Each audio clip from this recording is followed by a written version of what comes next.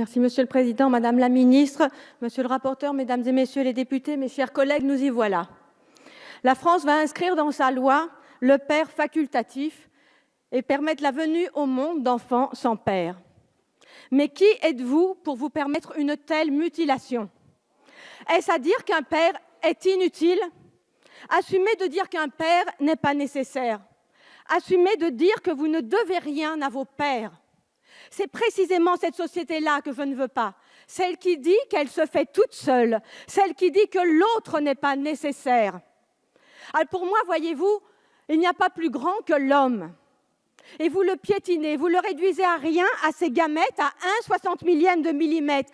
Un donneur, vous appelez ça. Mais Madame la Ministre, ça c'est un homme, Madame la Ministre. C'est pas un donneur, c'est celui qui porte et qui élève et qui soulève des montagnes pour son petit. Celui qui l'élève jusqu'à lui, celui qui le soigne et l'encourage. Celui qui le rassure et le grandit, qui l'écoute et l'accompagne. Mais n'avez-vous donc jamais eu de père pour que vous ne sachiez pas à quel point on ne se passe pas d'un père? C'est souffrance contre souffrance, Madame la Ministre. Il ne faudra pas dire « cette France-là a été humiliée ». Vous avez choisi d'en apaiser une en jetant de l'acide sur l'autre. C'est souffrance contre souffrance, je vous l'assure. Bien sûr, une mère peut faire ça. Évidemment qu'une mère peut tout faire. Et alors ? Faut-il donc séparer et supprimer les pères? C'est ce que vous faites, Madame la Ministre. C'est ce que vous faites, Mesdames et Messieurs les députés. Et j'espère que vous aurez conscience de la société d'élimination que vous créez. J'idéalise les pères, me dit-on. Mais n'idéalisez-vous pas les mères? 30% des maltraitances sont dues aux mères. Nous devons légiférer pour un corps social. À force de Nous devons légiférer pour un corps social. Et à force de légiférer pour des catégories, des groupes et des sous-groupes, chacun tire de son côté, c'est la loi du plus fort. Vous créez les communautarismes contre lesquels vous prétendez lutter.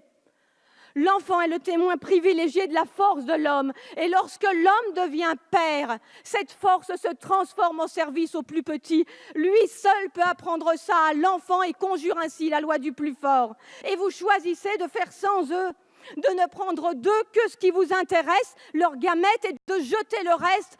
Mais l'homme est un tout, Madame la Ministre. On ne prend pas que ses gamètes et jeter le reste. Il n'y a pas plus noble que l'homme, et seul l'homme nous montre que servir est l'acte le plus noble qu'un être humain puisse accomplir. Votre loi, Madame la Ministre, est criminelle. C'est souffrance contre souffrance. Il ne faudra pas dire « cette France-là a été humiliée ». Votre loi, c'est s'offrir un être humain. On ne s'offre pas un être humain, Madame la Ministre. Un être humain n'est ni un objet, ni un projet, ni une promesse de campagne. Votre loi, loin d'abolir les inégalités, votre loi les aggrave. Votre loi soulève des questions de marchandisation du vivant, d'eugénisme, de sélection, le dévoiement du sens de la médecine et la voie du design de l'enfant parfait comme nous le voulons que vous déverrouilliez. Au-delà des bornes, il n'y a plus de bornes.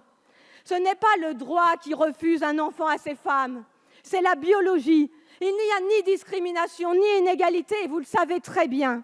L'affirmer à longueur de médias, c'est mentir et manipuler l'opinion. La liberté si fièrement revendiquée n'est qu'une liberté de consommateur. Des Français accèdent au hard discount reproductif qu'il faudra reconnaître en France. Si la PMA, la congélation ovocitaire, le DPI, la recherche sur embryons, si tout cela existe, c'est aussi parce qu'elle enrichit médecins, généticiens, biologistes, patrons de start-up, juristes, avocats, banquiers en sperme et en ovules. Et vous faites semblant de ne pas le voir. Aider l'autre, voyez-vous, et vous le savez, c'est l'aider à accompagner ses limites. C'est l'aider à accepter ses limites et vivre avec. Ce n'est pas dépasser le possible humain. On ne peut décemment pas destituer la figure paternelle au motif que des nouvelles familles apparaissent.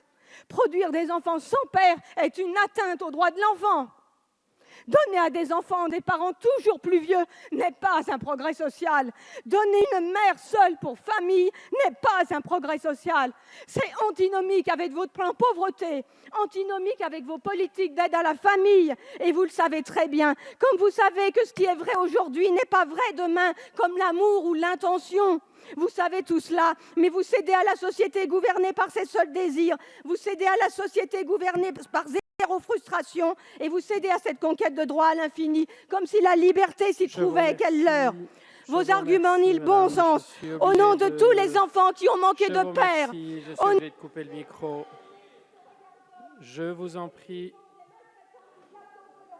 Je vous remercie. Je suis obligé de contraindre le temps de parole. Je vous en prie, s'il vous plaît, Madame Thiel. Je vous remercie.